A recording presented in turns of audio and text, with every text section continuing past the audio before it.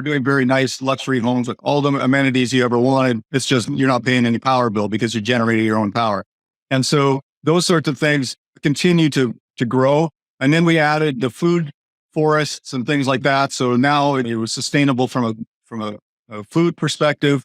Obviously, we've had the water from day one, but those sorts of things continue to get better. There's changes in technologies that we're using on different areas. But yeah, I think the next level is the autonomy, a little bit more governance of what we can make rules. And like we talked a little bit about with Tipolis and Alex and Titus, the CFO and CEO of that company. And I spend a lot of time talking about where this is going to go. But and then it's just the different regions. I'm excited about, like we talked about earlier, I know you're a big fan of Mexico, and so am I. I'm also excited about the Argentina and Costa Rica properties. Obviously, Argentina is a unique one. It's inside a vineyard that produces the grapes for Trapiche and Quintana and some of the most famous Malbec wines in the region. So for people that are kind of the idea of maybe I'm going to make my own wines off of grapes that I pick myself in the community, that's cool, because imagine trying to have that property in Napa Valley or the Okanagan Valley in Canada. Those are super expensive places to live. Whereas in Argentina now, you have a libertarian president making lots of great changes, changing the economy around.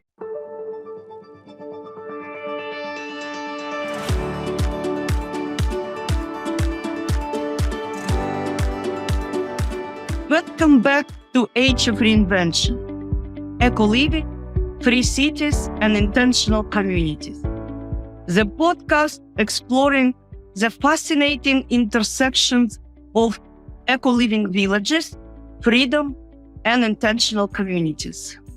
I'm your host, Emily Brun, and each episode brings you stories, insights, and innovation from the forefront of sustainable living and mindful urban or community design. Today, I'm thrilled to have a genuinely visionary guest, Patrick Hebert. Patrick is not just dreaming of a greener, more connected world. He is building it. From laying the development foundation of tiny homes to planting the very real seed of eco-villages in Panama and other Latin American countries, Patrick's journey is a beacon for everyone seeking to reinvent their relationship with environment and society. In this episode, we will explore Patrick's transformative projects, such as ecovillages.life and Veritas Panama, discuss the power of intentional communities, and explore what it takes to build a future where humanity thrives in harmony with nature. So if you are eco enthusiast, a community planner, or someone curious about living intentionally, you will notice this conversation. Hello, Patrick. I am happy to have you in my podcast studio and look forward to your updates about developing your eco-living and intentional community projects. Hello, Emily. Thank you for having me on your podcast. It's always an honor to spend some time with you. Great. I'm looking forward to hear about updates because I knew about your projects, some of them for years, some of them are new for me. But for our listeners and followers, probably all this would be new. And I would like to get out the mystery and to speak about the essence of the communities. But let's start with you. Who is Patrick Hebert? Patrick, your transition from a tech entrepreneur to the pioneer in sustainable living and eco-villages is a unique and captivating journey by itself. What inspires this significant career and personal philosophy shift for you? I got to think back here a bit now and say, like, all right, where do I start? I was always libertarian in my beliefs. I do not like big government. I do not like taxes. One of the main reasons I moved out of Canada was not only the climate, but the taxation there is ridiculous, and it continues to get more ridiculous with their new socialist government. And I don't really see a lot of hope. It doesn't matter if in Canada, Poilievre beats out Trudeau, or in Trump beats out, I guess, Kamala now. And I think the direction, unfortunately, the momentum is set for a lot of countries. And as in Europe, we're seeing, France elect our socialist party. UK is same. So it's not going the right direction. The only thing is down here in Latin America, it is going the right direction. They've experienced socialism for a long time, when communism, and they figured out this has never worked in the world. It's cost millions of lives. And they're going the other direction. You've got Bukele in El Salvador, Noboa as president in Ecuador, Milei in Argentina, Mulino here now. I'm in Panama City today. And I'll tell you a little bit more later about the tour we just did and all over these countries, and we regularly are doing them. But it's becoming much more capitalist here. And it's always been a live and let live culture, right? I have a computer science degree. I was really enjoying my computer programming life and ended up starting a software company that created software for oil and gas companies. I'm Canadian originally. I've been down in Latin America now for a couple decades, but grew up in Canada, started the company with a friend of mine in Canada. And it was just partly hard work, partly, I think, a decent idea, and partly just lucky timing. But we were able to develop that software and sell it. And when my kids were young at the time, so I was very lucky to spend more time with them. And we did a lot of traveling after I sold the company. And one of the spots we traveled to and I fell in love with was Central America, Latin America.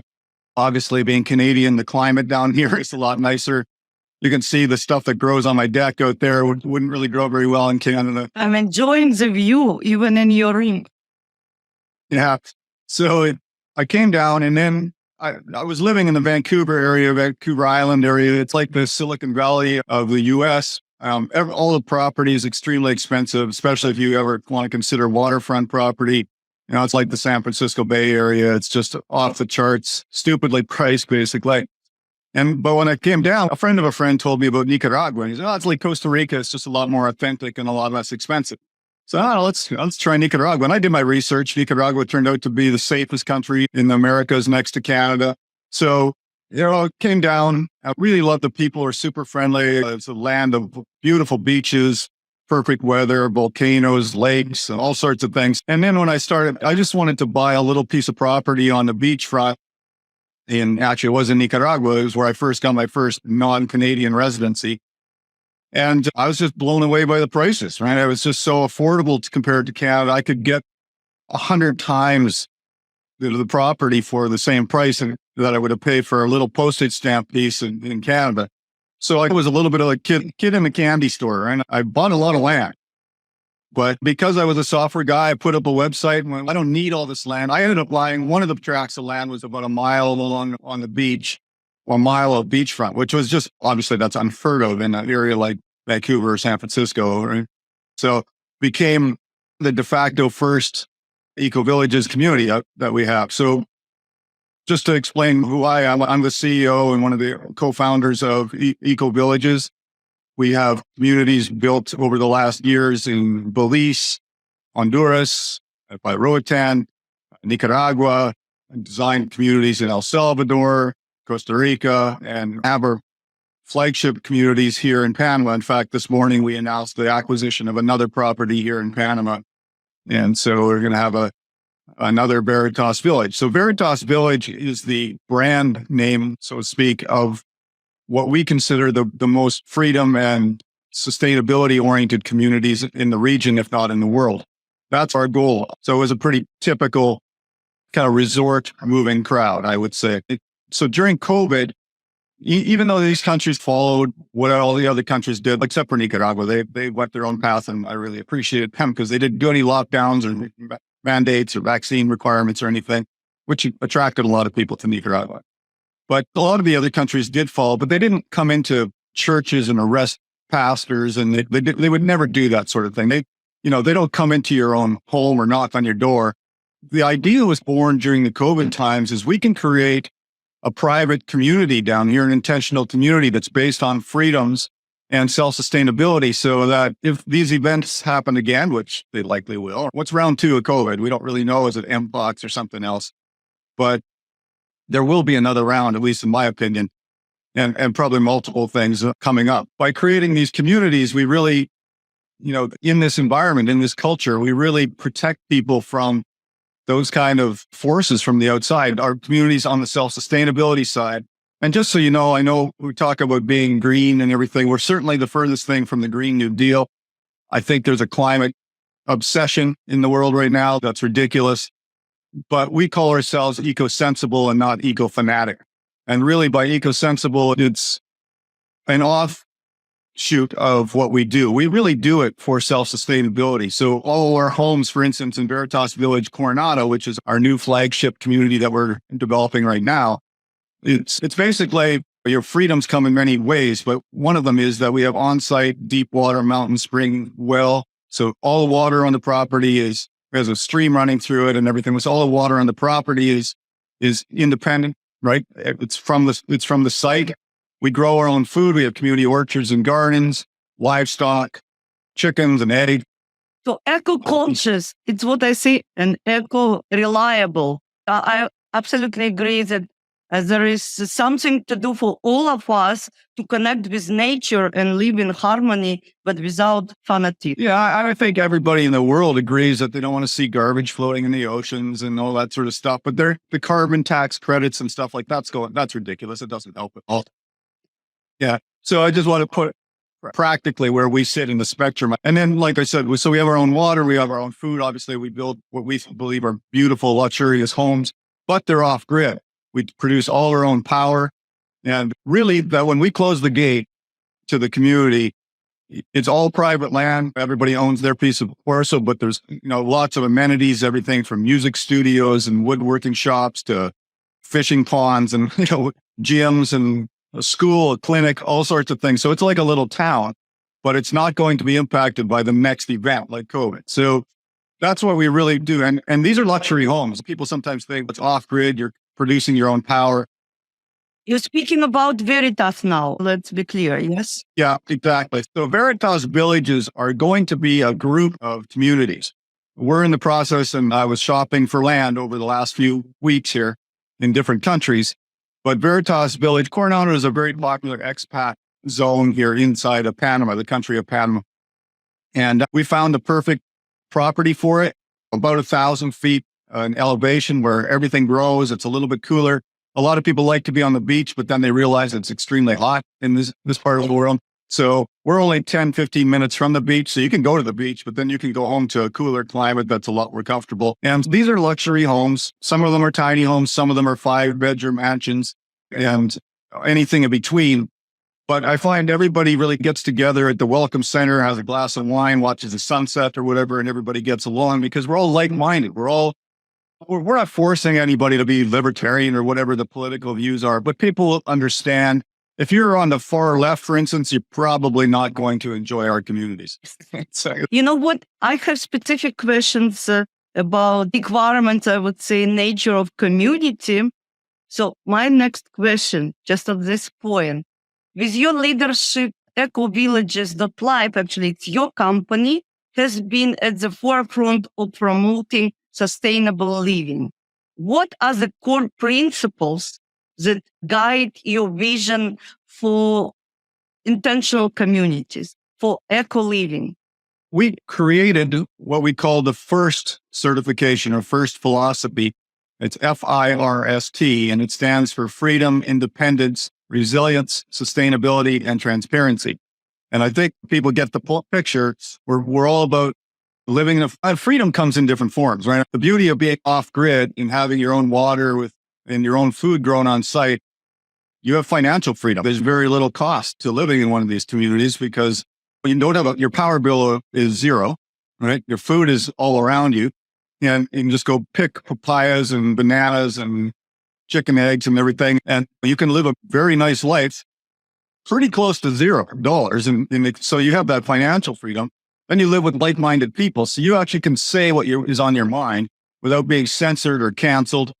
And to me, that's one of the nicest things. Like I've met most of the people that are moving into Veritas Village, Coronado, and they're all great people. They're just everyday people that are sick of being afraid of what they're going to say, whether it's in front of family or friends, and have somebody basically censoring them or canceling them, say you're not really welcome in this group anymore because of your radical thoughts, right? Even though they're generally common sense. Have some requirements, I would say, interview, because new people coming to your community, people from all walks of life, as you mentioned, different countries, but you need to be sure that it will be matched with your core principles of community leader and with all members of community.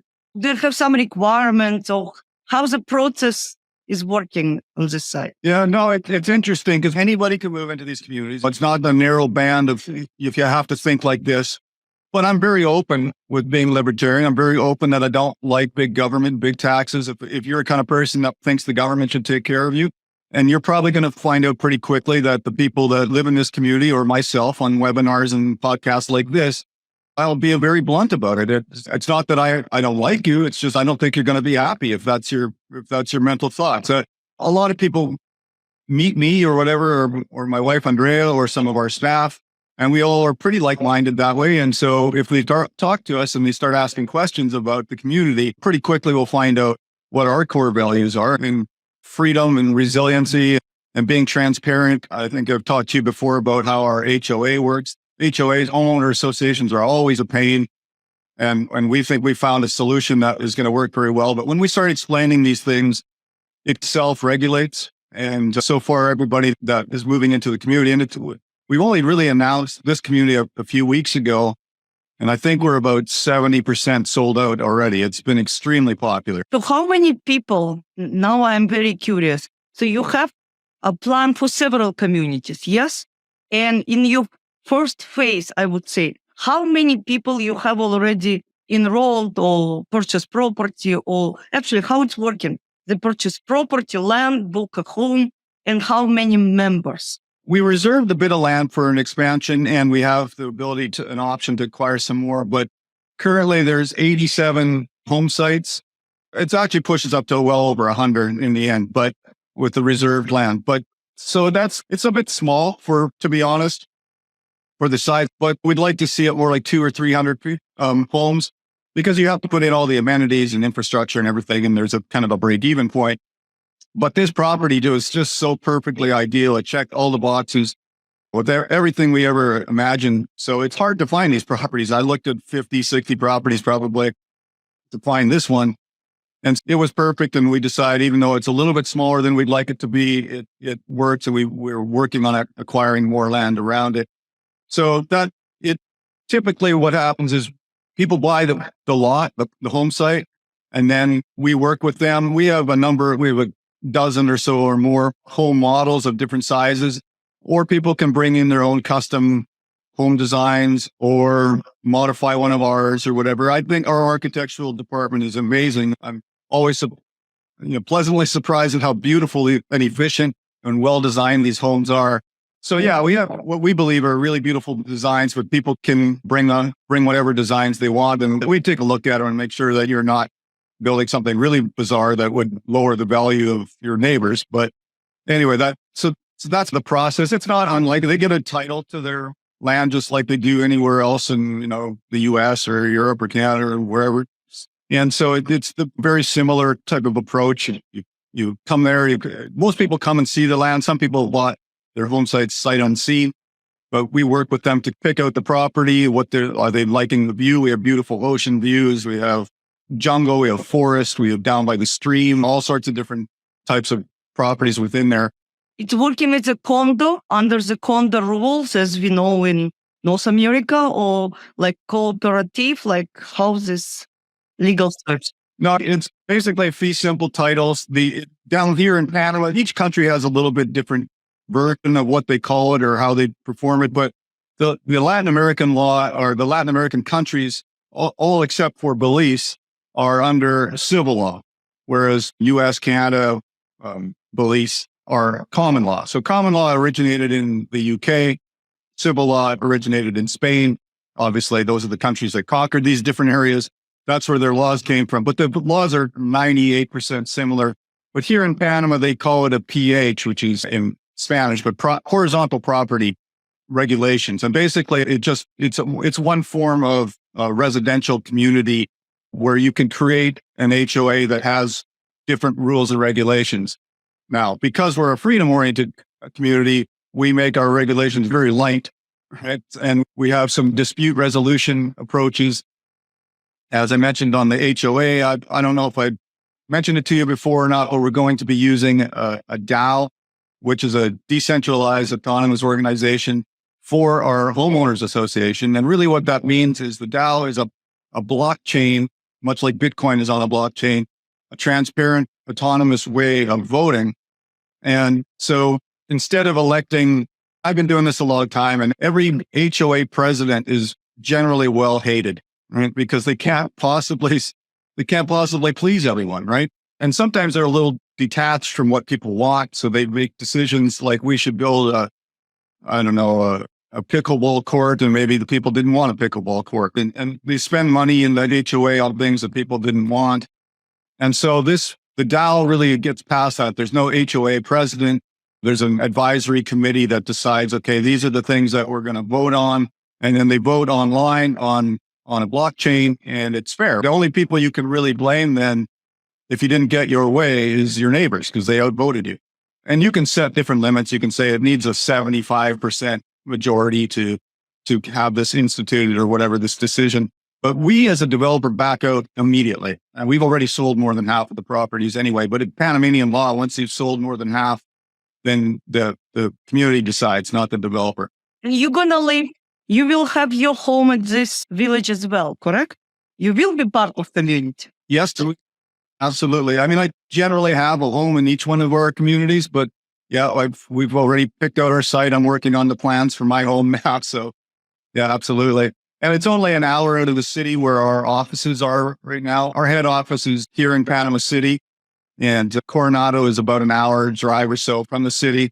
So it's really a beautiful place, and the beaches, many beaches nearby there. And so for me, it's convenient too. And I spend a lot of time there already.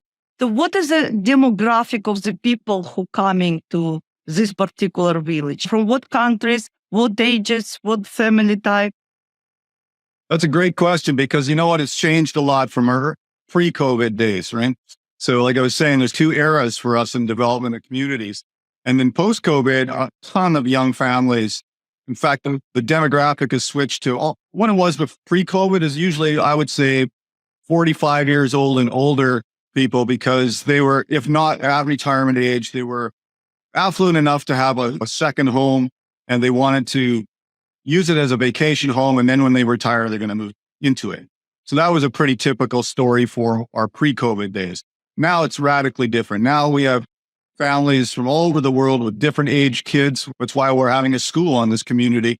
It's an expat libertarian school. So I'm following, and it's a specific question for the school, because I'm very excited, even I don't have school children, about all these projects for expat children. But let's speak about what kind of people, because I believe our conversation will be spread worldwide, and people will ask the question, like, how can I join? What I understand, first of all, that main spoken language is English, correct? yeah, I mean, most of the expats that are moving here to these communities are English speaking. It's always nice to know Spanish. My Spanish is terrible. My Ecuadorian wife reminds me of that every day. But I get by, and I've been down here for decades. It's just, for whatever reason, I guess I have a bit more of a math brain than a language brain. But just to go further a little bit on the demographics, a couple of weeks ago, I was at the property, and we had lots of visitors coming to see it. And it's one of those things where almost everybody that comes to see it buys a lot, because it's such a beautiful, it sells itself. But what was really interesting is 8 to 10 people in a row, or couples in a row, had like young kids or teenage kids, and came from all over the world. There was Italy, Germany, Netherlands, Ireland, Scotland, UK, France, Australia, New Zealand, Canada, US. So 10 in a row that weren't from the same place, but all had like minds in terms of seeing and being awake to what's going on around the world, and authoritarian governments. Netherlands has their farms being taken from the government, and every country has some issues. Canada's freezing bank accounts and all that sort of stuff. So people are concerned. And in the US, a lot of concern is about potential collapse of banks. So people want to get their money out. Panama City is banking capital of Latin America. People are doing multiple things, getting their money out of their existing countries. They don't want their bank accounts frozen or their banks to collapse. And getting residency down here is quite easy. So you don't have to ever leave if you don't want to. You can go from resident to citizen, so you can get your passport here in Panama in 5 years. So by buying home, it's a path to get the residency, like in case of your community. Yes, and not all countries have that residency by investment, but Panama has a great one. Right now, there's two. There's what they call the Friendly Nations visa, which is $200,000 spent on a home, and you can apply it. It's very quick. Like usually in a few weeks, you have your residency down here. And I'm obviously a resident of Panama as well as a number of other countries down here. And there's then the golden visa. So if you come from a country that's not on the Friendly Nations list, maybe China, or I don't even know what they all are, to be honest, but you can still become resident. It's 300,000 right now. They're talking about increasing that this fall, but I suspect they won't for a year or so anyway. But so right now, if you wanted to buy a $305,000 home, it doesn't matter from where you are in the world. You could buy a home at Eco Villages, at Veritas Village, and then we can connect you with the lawyer, and the lawyer helps you get your residency. And within a few weeks, you're a resident and you're building your home. So it's quite handy in Panama. I just did a tour of Guatemala, Salvador, Nicaragua, and Costa Rica, including Panama, 5 countries in 6 days, which was a little exhausting. We're talking to the governments, myself, and we work together with Tipolis, which is a Free Cities corporation. They're working on creating basically a Singapore in Latin America. And so we're working very hard on that. Eco Villages is going to be involved with that as well. We are meeting with the ministers in these different countries and try to explain what they should do in order to attract citizens from different parts of the world and to build one of these Singapore cities that has its own governance. And so we're putting our money where our mouth is with the Veritas Villages. We're creating these freedom-oriented communities, but we're also trying to take it completely to the next level, which is a fully self-governed city within one of these countries. So what is the vision at this point of Veritas? It might grow to what, couple of thousand people, inhabitants living in one community? Or? Yeah, that's certainly possible. There's going to be Veritas, like I said earlier, we acquired our second property and we're actually working on a third here in Panama because Panama has been very popular. I also did the tours to Mexico. We're working on acquiring land in Mexico, Costa Rica, and Argentina right now, and probably Ecuador. So those are the top 4 countries for various reasons. Either their tax laws are beneficial, they have a libertarian or at least a capitalist mindset now. Mexico's got a very easy residency program. There's lots of benefits to these countries. They're all amazing countries with a little bit different twists on how they deal with things.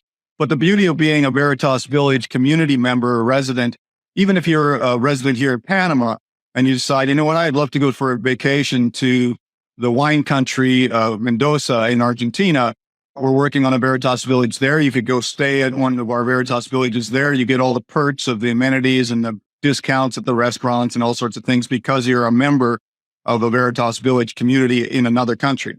Or some people are looking at buying 3 different homes, maybe one on the Caribbean side, one on the Pacific side where I am right now. Pacific Ocean is just out those doors. And then maybe one in, like I said, in Argentina, in the Mendoza area. So you get 3 totally different seasons. They might spend 4 months in each home and be a bit of a digital nomad. And a lot of people can do that because the home prices in North America, Europe, Australia are so high that they can take that home, a single home, sell it and buy 2 or 3 down here in different regions and then still have a lot of money left over to live off of. So that's a pretty common story down here too.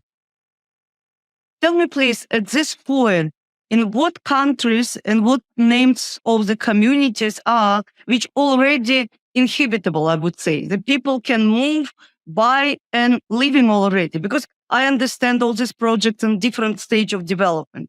I was not sure that Mendoza, which I was following for a long time, there are already some people, some homes over there. At what stages? Yeah, the Mendoza, let me back up a little bit. You could move it to the Aruna community that we designed in Belize on Ambergris Key. It's both for a community for living in and also for vacations. It has vacation homes in it as well. It's very pretty. It's on the canal right on the Caribbean, so you can paddleboard or boat or right up to your front door and go out in the Caribbean. And the reef is beautiful there. Obviously, all the amazing fish and things to see in there is snorkeling and diving. It's a huge mecca for that. Honduras, so our reef community is just completing now. So they're, be able to move in the next few months. Playa Pacifica, our Nicaraguan beachfront property, people moved in this year. So the homes earlier this year, people were starting to move in. So it's a growing community. But the thing is, these communities are never necessarily done. It's like I was telling somebody this yesterday. They're trying to say, well, like, when is this going to be done? It's when you build a town, when is it done? Right? It just, or a city, it just keeps growing typically. But you have phases, like first phase launched, people already living in, and next is developing nearby. As far as I understand, and how it works in the cities usually, yeah? But you can live, you can enjoy already. The Veritas Village Coronado that I've been speaking about, we just received our permits from the government to go ahead and do it a few weeks ago. We'll be building the homes over the next year. So I would say probably still a year away from people living there and having the restaurants. And we have the welcome center. People can stay and all sorts of things. We're making the roads, the water tower, all these things right now, the infrastructure. So it happens in parallel. But like I said, Playa Pacifica, for instance, in Nicaragua, you can move there. They're in the greater neighborhoods of Grand Pacifica that it's part of. There's probably about 300 or 400 people living there now. So it's a mix, right? Some people live there year round. Some people are snowbirds from different parts of the world that just want to get out of their winter climates. And so they're there from maybe Thanksgiving to Easter. And then there's people that vacation. So it's a nice mix too, because you always get fresh people coming there, sitting there at the pool or the restaurants, and you meet lots of interesting people from around the world. But there's a lot of people living there already. And you have also, or maybe would you have rental options? Because like people cannot buy probably in all these places. So how it will work? It will be ownership and rent out opportunities for some people who, for example, want to spend only winter season or look around. We have our own rental department, a property management piece of our company, and it manages taking care of the homes. If you want to spend 2 weeks in your home or a year as a vacation, that's fine. We rent it out the rest of the time if you want to, or you don't have to. You can just have it taken care of. Some people don't want to rent out their home. They don't like the wear and tear and all that sort of thing, but other people want the rental revenue. And usually in our communities, the rental revenue is pretty amazing because we obviously put a lot of work into building beautiful homes in a beautiful location. And so they're nice places to stay. And for instance, we were just finishing the tiny homes that people are moving into. Well, we call them tiny homes, but they're actually small 2-bedroom homes right on the beach. One of the most beautiful beaches in the world, in my opinion. It used to be a place where I would go swimming 25 years ago and nobody knew about it. It's what country? Please name the community. That one's in Nicaragua. So it's a beautiful little calm bay, but it's within a couple hundred feet of a reef where you can see the surf break. So it's a very popular surf spot. There's what's called a reef break, which is more for professional surfers. And then there's an A-frame sand break for people that know surfing. And then, for instance, the reef community in Honduras, where people are going to be moving in very shortly. That's a popular rental place as well, because it's looking out at the diving island of Roatan, which is world famous for diving. And it's unusual because it doesn't really have any non-peak or shoulder seasons for rentals, because in the North American or European winter, all the North Americans and Europeans are coming down there for their vacation. So you mentioned a lot of different projects and in different countries. I'm wondering, can we a little bit discuss your challenges while developing eco-friendly intentional living communities, say in Nicaragua, Panama, Belize, and Mexico? Are they similar challenges, or there are some specific issues in each country aside from the development and legal rules, which obviously exist in every country? It's coming with your experience. What are the differences between communities for your experience? There's certainly no shortage of challenges, and there's a lot of variety to them. But I always say that the barriers to entry to what we do for a living is so high that I have no fear of the competition, because I'm only still doing this after a couple decades because I'm so stubborn. It's just there's a lot of challenges. Obviously, the permitting is probably the one I like the least, because when you have a vision for a property, you just want to do it. You just want to make it reality. And then you're waiting 18 months to 2 years sometimes before you even have it's all the environmental permitting and everything. And that's great. I'm glad that the countries, Costa Rica and Panama, have the most stringent rules for environmental and the most departments that you have to go to. There's about 8 different departments that create the rules, and they're changing them all the time, because every time you get a new election, a new party, and they add some or take some out or whatever. So the world's always moving. They're always moving the goalposts. But that's probably our biggest challenge. And then the second one would be quality of construction. It's really, I don't mean this as a shot at all. The Latin American culture is much more what I call function over form. If in North America, for instance, in the US, if you have crown molding on the top between your ceiling and your wall, you don't want to see paint painted from the ceiling going over your crown molding and back up again. That just looks, to North American, European, Australian, whatever, that looks sloppy. Down here, it's much more, it's functional. The wood is protected from the paint by the paint, and it doesn't really matter what it looks like. So that's a real challenge. We actually, in our Veritas village communities, we do all the construction. We make a very fair price, competitive with all the other construction companies down here. Lots of Americans especially will come down and think, oh, I'll just hire the local builder and then I'll go back up to Florida or wherever, New York, and it'll just be fine because that's what I would do in North America and it'll be great. And then they come down, they don't even know what's all wrong with their house. Like a lot of times the rebar, what's hidden in the concrete once the concrete's over it, and the rebar is either not there or it's extremely tiny. The local companies are going to go, I'm not being watched. And we don't have the inspectors down here like you do in most countries. So nobody's coming to check on it. And then like the owner comes back and is disappointed.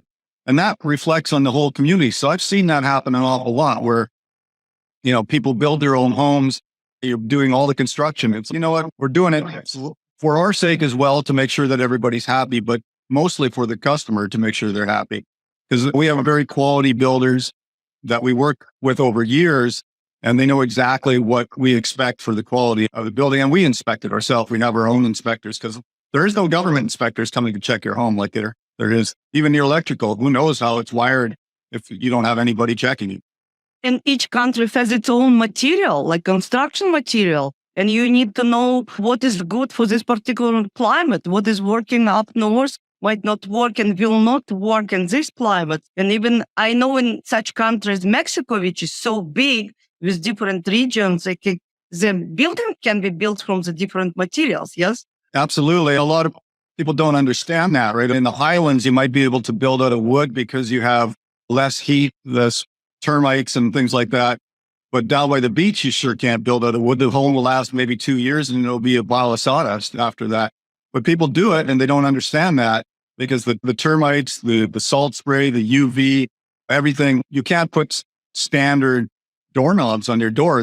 On the ocean, they have a ton of salt spray and it just eats all the metal away. So there's lots of things you have to do differently. Plus, a lot of times North Americans and Europeans tend to, what I consider, jam a square peg into a round hole. They try to teach the people down here how to build a wood stick frame home. They don't do that. They build concrete steel homes. And these homes that we build are concrete and steel, and they'll be here 500 years from now.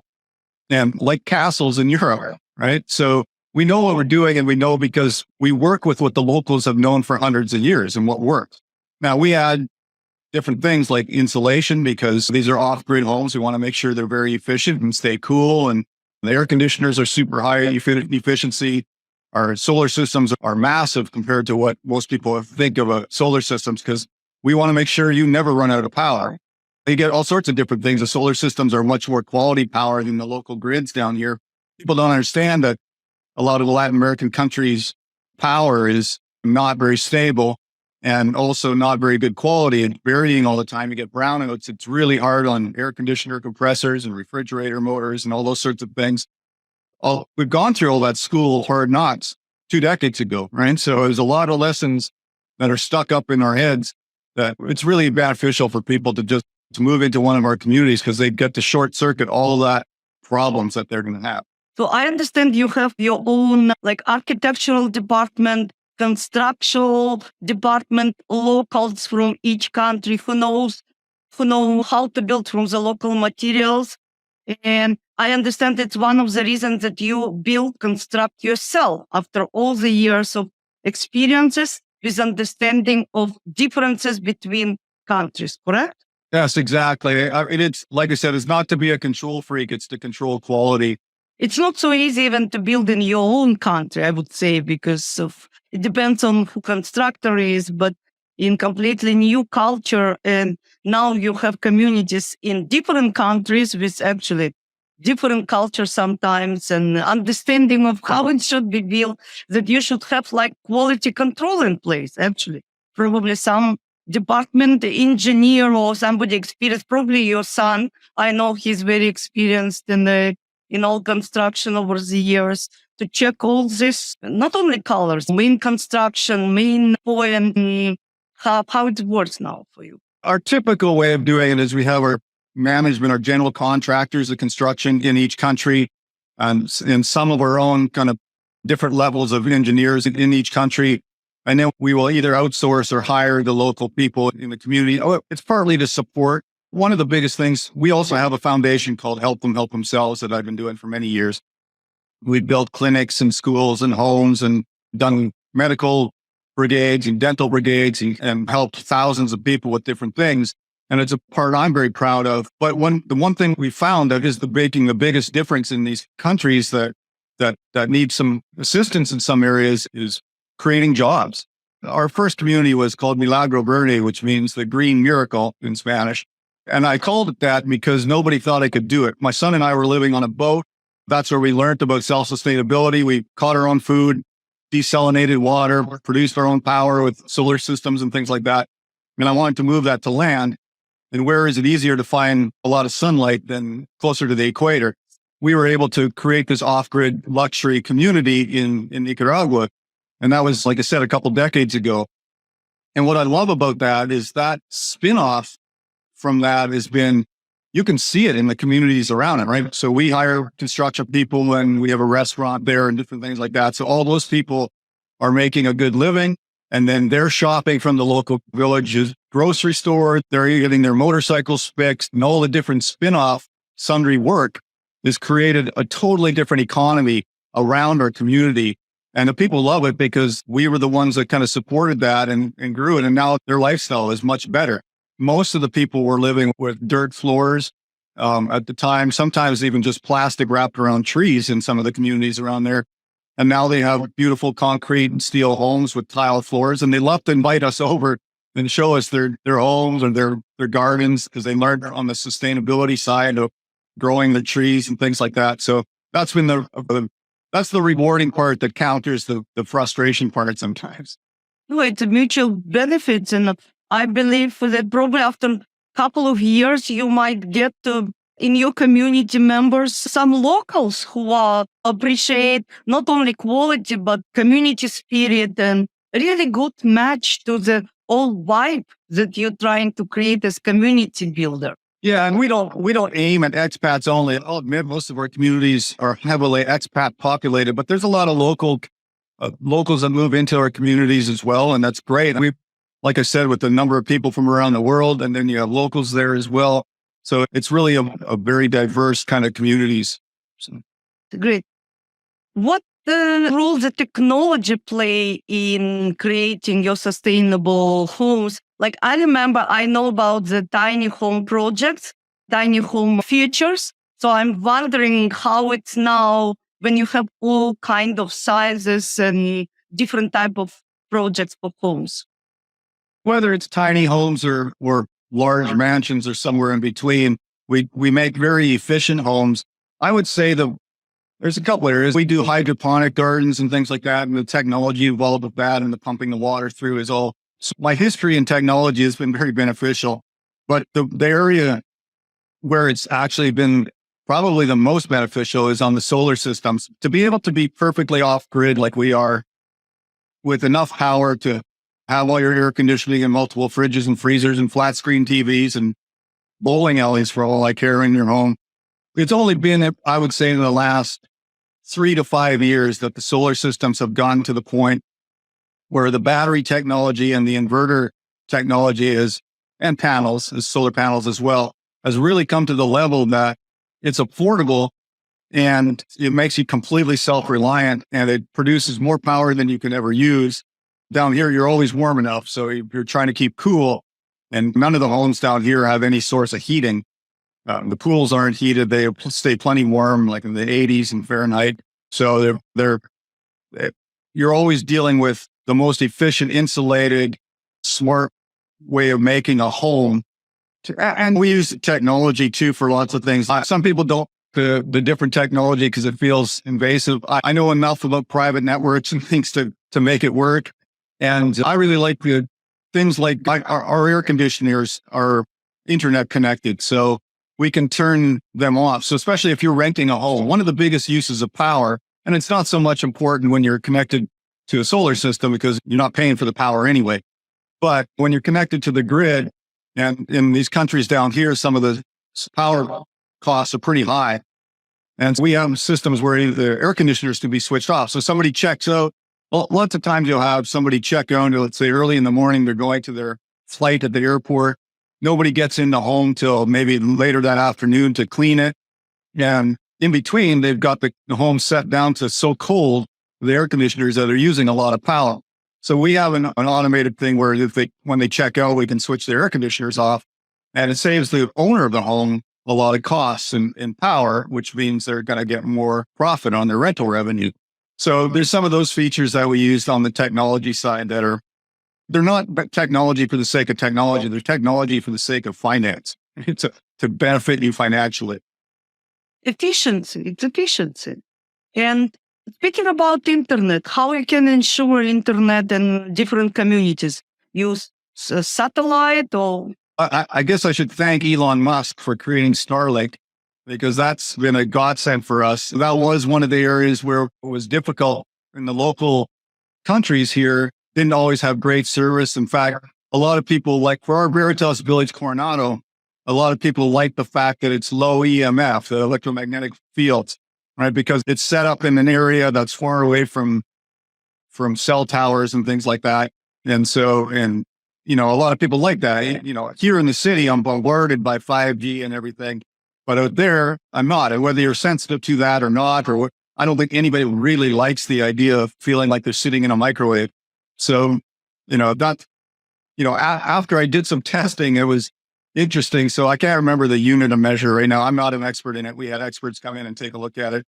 But at Veritas Village, the reading was 27 on the meter and all green lights. It was all perfect. And then I came into the city in our apartment and it was 35 million, not 27 million versus 35 million. It's 27, the number 27 versus 35 million on the charts of the number of electromagnetic fields that we're being bombarded with. Good water in the ground, and our water is excellent quality. We've had it tested, and the testers saying you should just bottle this and sell it. It's perfect alkalinity and everything. It makes our job a lot easier. I used to have to go look at properties that they had 3-phase power running to them and everything, and I don't care anymore because we generate our own power. It's very promising. And tell me, please, I'm really interested in the international lifestyle. What kind of lifestyle option can you see for the members of your community, especially young one? What people can do while they're living in your communities? Retirees, even they can do something. Like, what kind of professionals coming to your community? We certainly get a lot of professionals that are able to work from home. I can thank COVID for that. It pretty much taught half the world that you can do your job from home. And it really increased our market. A lot of companies didn't even reopen their offices and just kept I have lots of friends that are still working from home, whether they're in Detroit or Switzerland or wherever, they're working from home. And so instantly they're looking at this as an opportunity. I can work there in a really nice climate And we have a lot of check boxes, like I said, on when we pick a location. So we're near the town. We're 9-minute drive from the town of Coronado. It was the first expat center in Panama. So there's thousands of expats living there. And of course, then the restaurants and the malls and the movie theaters and all those things are catered to that. So it has all those things. It has 3 or 4 golf courses nearby. It's got lots of beautiful Pacific beaches, beautiful sand, marble sand with white and black, and very beautiful places, great surfing. And even within our own community, like I said, we have the music studios and woodworking shops and the amphitheaters and all of it. So it's part of the plan, yes, of community development plan, yes? Yeah, exactly. Sometimes people say they really like to be isolated, far away from everything and everybody. But reality wise, once they do that, they realize that they don't want to. And so we mix that concept. Veritas Village, Coronado, for instance, is, like I said, 9-10 minutes away from the town. It feels like you're out in the middle of nowhere, but you're very close to everything. Plus, within our community, we have so much to do as well. So you will have gardening part, like for people who want to cultivate and grow their own vegetables, fruit. Yes? Yeah, we have fruit orchards. We just finished planting another 40 some varieties of fruits on the property. Everything from olives to papayas to bananas to you name it. We have a star fruit, everything you'd ever can think of. We even have coffee growing there, so you can make your own coffee from the coffee beans. We have little roasters and dryers there. And then a large tract of vegetable gardens. So, the potatoes and carrots and everything, lettuce. And then we actually have hydroponic gardens, which are vertical gardens where much more efficient use of space. And I've been amazed. We've been doing a lot of hydroponics lately. And I actually have on my deck here 2 test cases. I have a little hydroponic garden and I have a soil garden. Same plants, exactly planted at the same time. My soil garden is half grown and it's starting to produce some tomatoes and things like that. The hydroponic garden has been producing tomatoes for 2 or 3 months. Beautiful, way better quality organic fruit and vegetables. And it's just, I don't know. I didn't know that about plants, to be honest, that they actually seem to prefer just growing in hydroponic in water. And it's been great. And like I said, it's vertical in terms of, it's almost like having a condominium for plants, and it's a much more dense use of space. And so, yeah, the community members get to use all of these facilities with the vegetables, the orchards. We have a beautiful pathway through the orchards and butterflies and bird gardens and things like that. So it's very pretty too. And then each person's lot or each of the residents' home site is large enough that they can have their own gardens and orchards too. And so they can pick their own, they use the community one as well. So there's lots of food. And speaking about the school, I know that the special program, and I even probably will invite once Michael, which is leader of this educational program. But are you planning to have building? I know there is online component for the expat children, and you will have physical location for the local children. Is it correct? Yeah, we have a physical school on site. It'll be run by the expat group that already has online schools. This will actually be their first brick and mortar school, and they're excited about it too. I like it because it's got a little bit more of a libertarian, non-woke style to it. And I also like it because I grew up in the prairies of Canada, where this reminds me of that. Like, you'd have field trips and you could go catch minnows in the stream or whatever, butterflies or whatever experiments you were doing, and just being part of nature. So imagine having your school right in a forest and a jungle where you have all of that nature beside you, and your little field trips are just stepping outside the school. And that's the way I felt like growing up. And I didn't realize how lucky I had it compared to a lot of kids that went to school. And currently today in a woke school in the city, it's a very different education than what we're going to have there. So I think the kids that are getting educated, and they'll be ranging from kindergarten to teenagers in high school, that I think their education on Veritas Village Community School will be great. The schools down here, if they try to go woke and say, we're going to teach about whatever, transgender stuff or something, it just gets shut down. The families don't allow it. I wish that was happening in North America a little more, that it would get shut down. Maybe we wouldn't have this ridiculousness. But anyway, so I'm really excited about the school. And then the clinic, there's going to be an on-site or physical clinic as well, with a little bit more I wouldn't say like Eastern medicine necessarily, but wider range of thoughts, a little more holistic medicine kind of thoughts. Amazing, amazing. And I believe we discussed many different topics, and it's still just beginning of the conversation that people can have around this type of communities. My question, what advancements or trends in sustainable living in free city direction and community building you foresee and you're most excited about? I know you are being part of AAA's and Free City Foundation. As you mentioned now, get a trip looking for the new properties, new places. So what are the trends now? I guess there's a lot of trends. Yeah, this has been an evolution and it will continue to be. I don't think we've hit the pinnacle yet. We are working with the most freedom and sustainability oriented communities possible within the rules that surround us in the countries. Obviously, with Tipolis, we're working with them to be able to create our own rules and our own governance. That'll be a whole nother level. But like I said, when we first started, I wanted to create a off-grid community, a luxury off-grid community, because people thought of off-grid communities as I'm going to be living in a yurt or a cabin in the forest and I won't have any luxuries or anything. That's not at all what we're doing. We're doing very nice luxury homes with all the amenities you ever wanted. It's just you're not paying any power bill because you're generating your own power.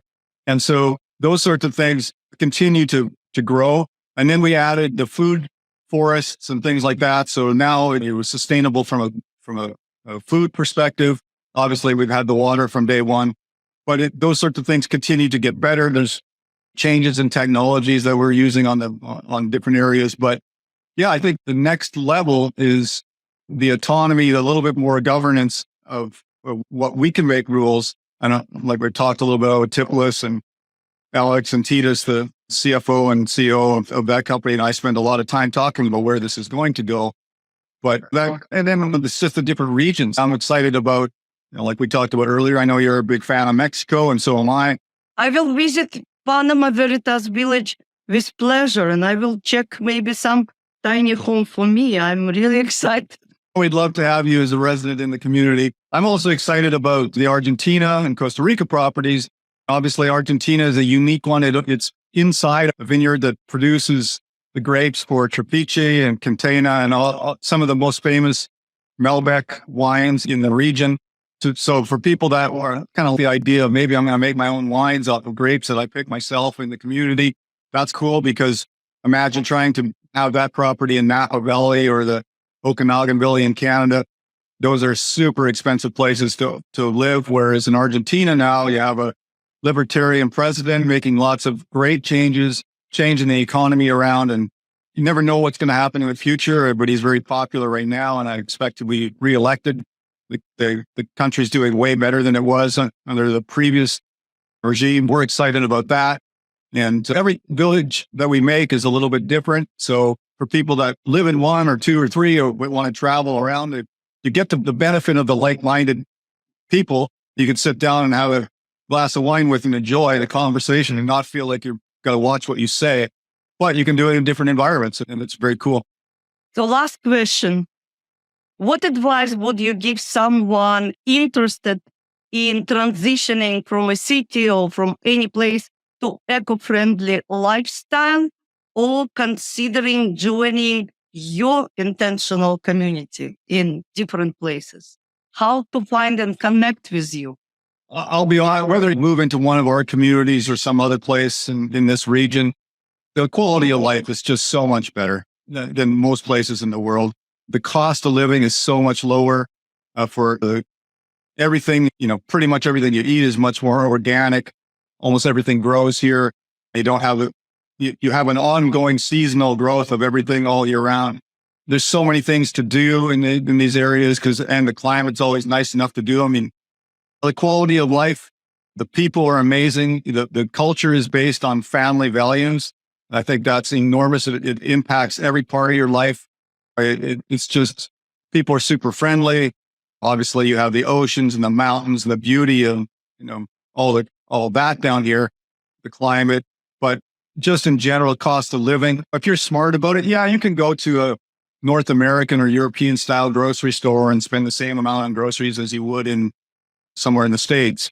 Or you can just go to a market, which is much more interesting anyway. And there's outdoor markets and all sorts of different types of markets. And your produce is probably a fifth, if not less, of the cost. And you can live a better life. I can live a much more fulfilling life down here at a fraction of the cost. So now what can you do with your lifestyle? You can do whatever you want. You can travel a lot more. You can do a lot of things. Panama City's airport is a hub. I've got to go speak at a conference in Europe, and it's a direct flight to Amsterdam and direct flights to Madrid, direct flights to Turkey, and all over the place. And they're very inexpensive. And like I said, it's a financial capital here. So the banking there's probably 300 different banks in the city. So there's a lot of going for this area, but in general, in Central America, there's less expensive and more expensive places to live, but almost everywhere it's going to be less expensive than what people consider a first world country like the US or Europe. So finally, for individuals inspired by your work and project, what would be the first step you'd recommend they take towards joining your community? You can find, I think you have a page to link them to. Maybe you want to put that in your podcast. So underneath here, hopefully you can put that link so that people can come to see our website. But you have so many options. How would you, in different countries, how would you suggest people start the search? Oh yeah, I mean, I would first say go to the website and see what we have for communities. And there's lots of contact information on there. And we have some great property experts. My wife, Andrea, is one of them. She's very responsive, happy to help, get on a call with you or on Zoom or something like that. And very happy to help. And not every place is for everybody. Some people, like we often have people choose one country over another. And I don't really have a favorite country. They all have their pros and cons. And it really becomes discovery of the different things that are cool about each country and then picking which one is best for you. So I believe that soon, and I might help in this regard, you would need even your own kind of travel company actually for people to visit. I know that you have some trips to compare different properties, to connect with different places in Latin America. I understand it's the next step, and I believe we will be speaking once in a while again. I will invite you just to tell us about progress of your different projects in different countries, and probably new projects will come up. Thank you very much. You were very helpful, and thank you for your time and all information you provided. Thank you very much. And like I said, it's an honor speaking with you, Emily, every time that we get together. It's always fun. I love your background story, and I really love what you're doing here, introducing people to another potential lifestyle that's much nicer. And I'm a big fan of yours, so I appreciate being on your show. Thank you very much.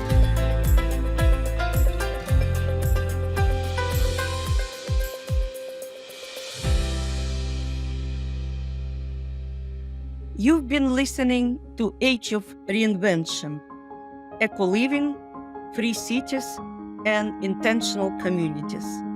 And I am Emily Braun. Thanks to Patrick Hebert for joining us today and sharing his incredible journey from tech entrepreneur to pioneer in the eco-community movement. His work is a powerful reminder that we can craft the sustainable lifestyles we aspire to with vision, commitment, and community. If today's conversation inspired you, visit us at www.emilybraun.com/podcast, my page on the website, for more episodes and resources to help you on your path to conscious living. Remember to follow us on your favorite podcast platform to stay updated on our latest episodes and eco-living and intentional community project progress. Before we part, let this discussion with Patrick remind us that the future is not something we enter, but create. With every choice and intention, we have the power to share our world for the better. So, what will your contribution be? Until next time, keep reinventing. Thank you for listening and farewell.